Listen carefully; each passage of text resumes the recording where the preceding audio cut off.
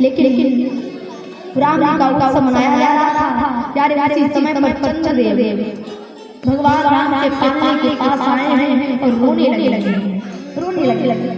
राम जी ने सोचा मेरी मैया ने हमको आदेश दिया है कि हमको रोना है।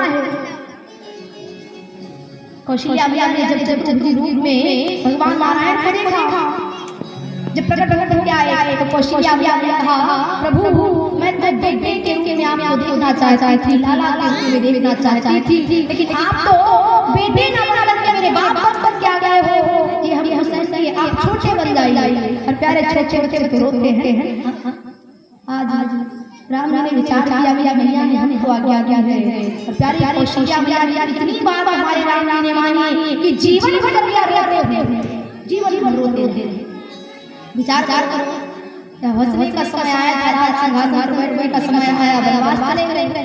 वहाँ पर दर के ठोकरे खाते रहे या जान का हरा हो गया, रोते रहे। और जब प्यारे लंकापति रावण का वध के आए हैं, शांति से बैठ भी नहीं पाए थे, परिवार नहीं हो पाया था। जानकी मैया 6 महीने की गर्भवती थी, 6 महीने की 6 महीने की गर्भवती थी, गर्भ धारण करना था। उसी समय एक धोबी के कहने पर राम जी ने पुनः अपनी भाटिया लक्ष्मी स्वरूपा जानकी मैया क्या कर दिया बोलिए। अब गृहस्थ आश्रम के 2 पहिए हुआ करते हैं, 2 पहिए, पति और पत्नी चली गई, अर्थात जानकी मैया चली गई। अब तो एक पहिए गाड़ी रहे। तब भी भगवान राम रोते रहे, पूरा जीवन गया गुजर गया कष्टों में, दुखों में।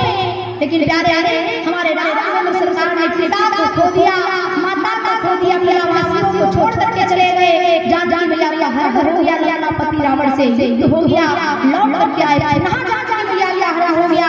लेकिन अपने धर्म को नहीं छोड़ा है, अपनी मर्यादा का त्याग नहीं किया, मर्यादा से बिलक नहीं हुई।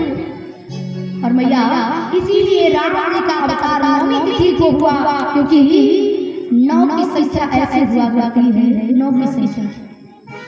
आप अभी भी पहाड़ा पढ़िए, 9 का पहाड़ा आप अभी विचार करना, 9 का पहाड़ा केवल आजकल बच्चे पहाड़े को जानते नहीं, केवल जानते हैं। पढ़ कर देखिएगा 9 की संख्या ऐसे हुआ बिना उसको कोई काट सकता है। और पढ़ते जाइए, जोड़ते जाइए, पढ़ते जाइए, फिर 9 ही रहे। 9 1 9 9 दूनी 18 में कौन सी संख्या क्या है? 1 और 8, उसको जोड़ दो 9 ऐसे जोड़ते पूरी संख्या में 9 की संख्या कभी बढ़ती नहीं है पूरे पहाड़े। कहने का भाव है जिस तरह से 9 की संख्या हुआ कहना, उसी तरह से हमारे राम जी का जीवन है। राम जी हम आपको शिक्षा देने के लिए 9 तिथि को आए हैं कि जीवन में कितना भी संकट ना आए, कितनी भी परिस्थितियां ना आए, लेकिन अपने धर्म से कभी नहीं होना चाहिए, मर्यादा से अलग होना चाहिए, धर्म के मार्ग से अलग नहीं होना चाहिए।